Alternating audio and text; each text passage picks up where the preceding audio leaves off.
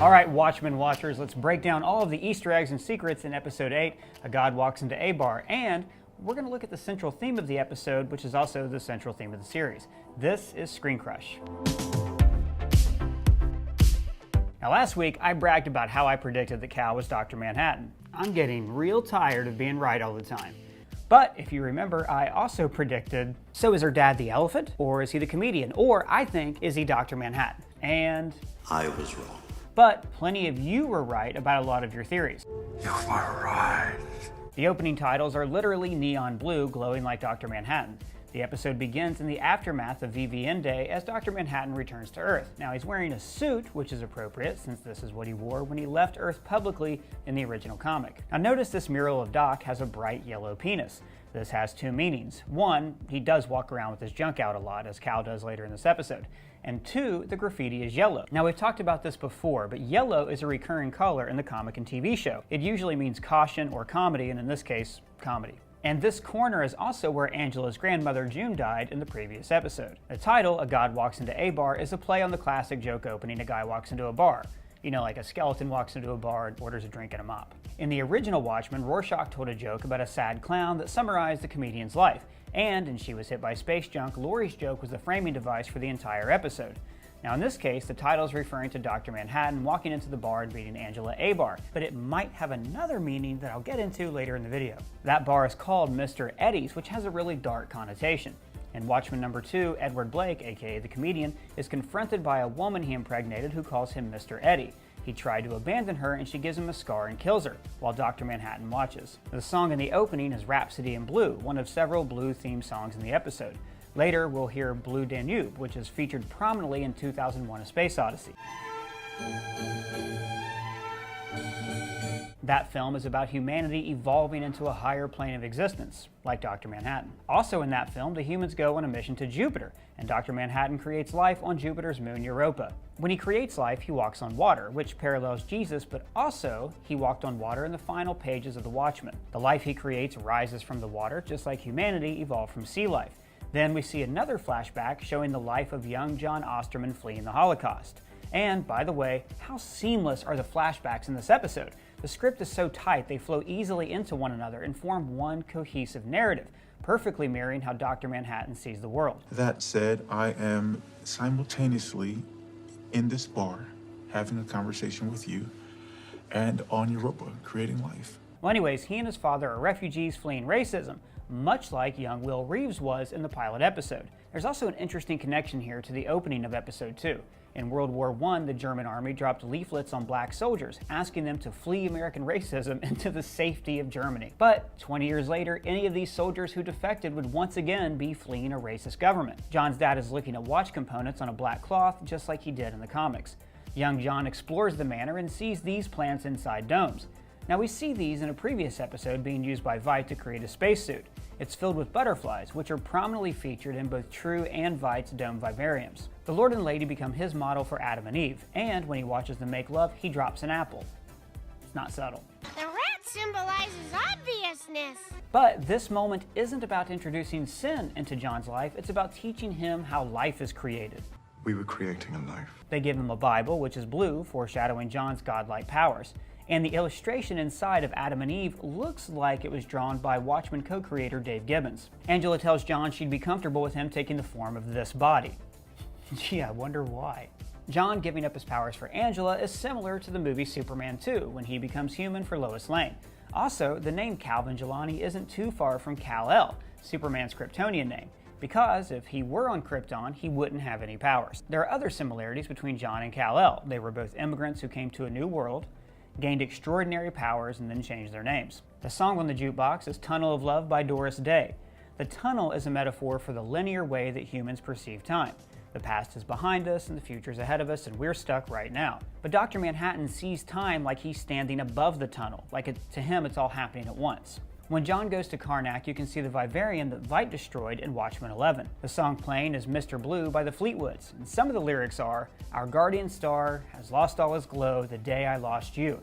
This could be a reference to the residents of Europa, whose blue god left them to become immortal. Things aren't going so well for Veidt. His utopia plans have stalled because humans are still afraid and insist on using their pesky individual freedoms. Why, oh, why do they need to keep making their God-forsaken bombs? In the PDpedia, the extra material on HBO's website, it sheds some light on this. Following the squid attack and the phony reveal that Dr. Manhattan gave people cancer, the human race became afraid of advanced technology. That's why everyone still uses analog pagers and the internet doesn't exist. The clocks in Karnak are mostly yellow, but notice none of them are anywhere near midnight. Now, a clock nearing midnight is a symbol of nuclear holocaust and approaching danger in Watchmen, something the show keeps hinting at. Tick-tock, tick-tock, tick-tock. Tick-tock.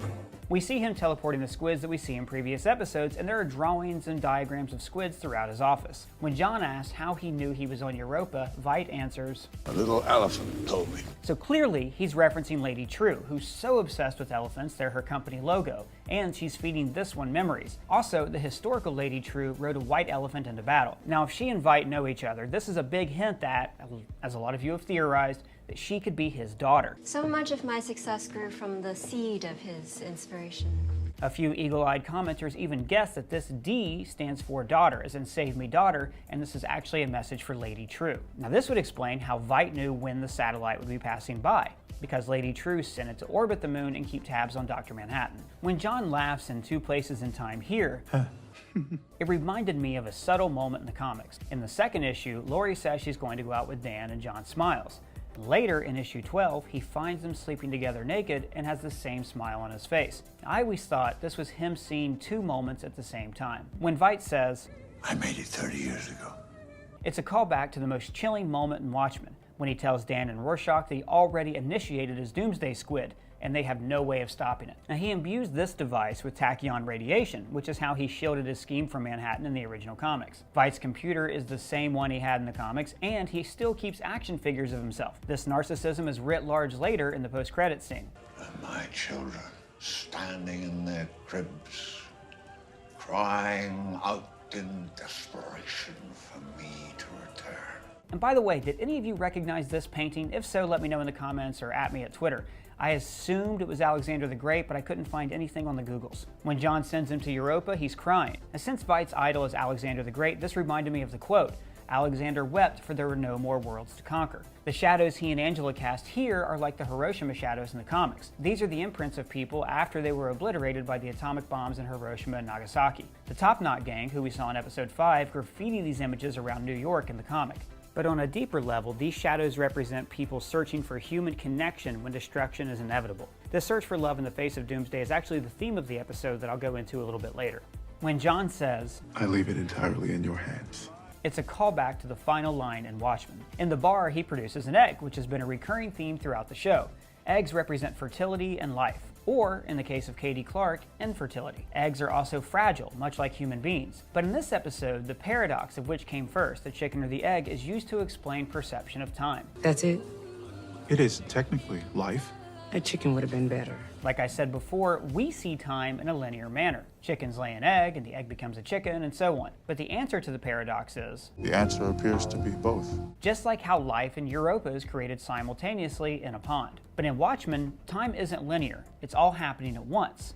Like a story written on a piece of paper. You can skip to any part of the page and see what's already been written, but you can't change what's on the page by reading it. Angela inadvertently sets the whole story into motion by telling her grandfather about Judd, which she could only do because her grandfather already told her about Judd. But these aren't linear cause and effect events. They're simply written down on the same piece of paper and happening at the same time. Now, speaking of Will, he totally mind-controlled Nelson Gardner into leaving him his fortune, right? When John visits him, he's listening to My Prayer by the Ink Spots. Now, this group is featured prominently in Will's flashback episode, and one of the lyrics from the song is, My prayer is a rapture in blue. It's appropriate since Will is speaking to a blue god. When John comes out of the tunnel, he's confused and talks to people in other times, just like he did in Watchmen issue 12. Thank you, Adrian. He makes waffles like he did in the previous episode, but Angela slams the yellow egg carton to the ground. I love how even though the scene is so dramatic and you know something bad is coming, it's still hilarious. Get the up off the pool and tell me where they are right now. And does anyone else think that John made an egg or something for Angela to eat and gain his powers? I mean, it makes sense, right? Why else would they mention this? I suppose I could transfer my atomic components into some sort of organic material if someone were to consume it, they would inherit my powers. Now this could be foreshadowed by her name,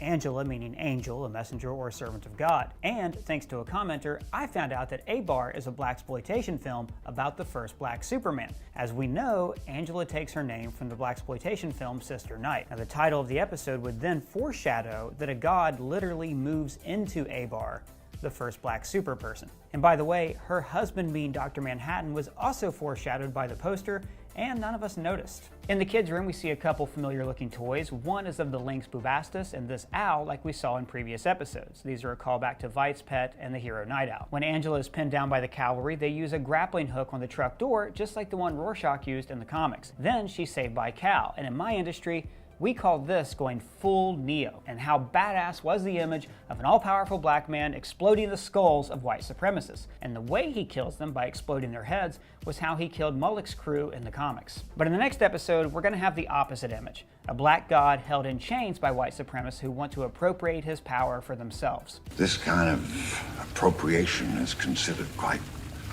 problematic now. So now let's talk about the post-credits scene, which takes place in 2016 on Veidt's 7th year on Europa, judging by the candles on his cake. In the previous episode, Crookshanks said, "We are governed by one law, a law imbued in us by our Creator when He gifted us with life. Thou shalt not leave." And now we know why.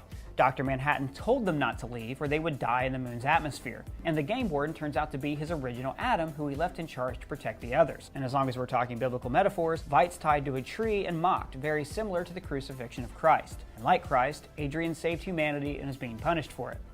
In his eyes at least. And you could also say he's like the Son of God, or God made flesh. Dr. Manhattan left these people, but then sent Adrian for them to worship. He has a noose tied around his neck to thematically link him to another persecuted soul, Will Reeves. Will you stay, Master? What? He's being pelted with tomatoes like a comedian who told a bad joke on stage, again tying back to the title of the episode. The book he's reading is Fogdancing. Now we've seen this a few times in the series. Katie Clark was reading it in episode 4, and there was a VHS of the movie adaptation in episode 7. So what's the big deal about this book? It was written by Max Shea, who helped invent Adrian's squid monster, and he also wrote The Black Freighter, the comic within a comic that's a metaphor for Adrian's damnation. In the PDpedia, we also learned some details about Fogdancing's plot, which I won't fully go into. But the title refers to a special ops military group who wear skin-tight silver outfits, a lot like Lube Man from episode 4. The book is a favorite of vigilantes and of Special Agent Dale Petey. Now, given that Petey is obsessed with masked vigilantes, Petey's kind of an expert on me and all the yahoos I used to run around with, and that he has a similar build, I'm gonna guess that he is actually Lube Man and will end up saving the day in episode 9. Thoughts? The final line of Fogdancing is, "Nothing ever ends," which is the last thing Dr. Manhattan said to Adrian in the comic, which is referenced in this episode. Nothing ever ends.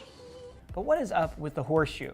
If you remember in the first episode, Phillips gave it to him to cut a cake. And then in a later episode, Adrian says,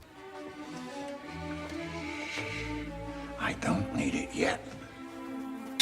so why are they baking it into a cake for him now? Well, either Adrian trained them to do it, or maybe these beans also see time like a flat circle, just like Dr. Manhattan. So they always knew that Veidt would need a horseshoe.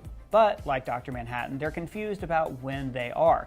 Do you have a horseshoe theory? Please let me know down in the comments. Well, this whole thing got me thinking about the episode's themes of time and inevitability. The image of a clock approaching midnight appears literally and figuratively throughout the Watchmen comic and TV show. Now, this is a metaphor for the doomsday clock, a calculation by atomic scientists to measure how close the world is to nuclear Armageddon. Dr. Manhattan lives his entire life fully aware that his destruction is inevitable. He tells Angela at the start of their relationship that it's doomed. But then he says, By definition, don't all relationships end in tragedy? Angela figures that 10 years worth of happiness is worth whatever pain occurs when it's over. But secretly, she believes that tragedy is not inevitable and that she can change events. Now, this belief that an individual can make a difference is shared by other masked heroes, but especially by Adrian Veidt. He believes that no event is beyond control and that he can create a utopia, a world that's perfect and will remain perfect forever, a happy ending for the human race. I envision a stronger, loving world. But, as John told him, Nothing ever ends. all life eventually dies and order will slowly slip toward entropy. The question, as Angela's learned, is how do you want to spend your last moments on Earth before the clock hits midnight? But what did you think of the episode? Let me know in the comments. And if it's your first time here, please subscribe and ring the bell.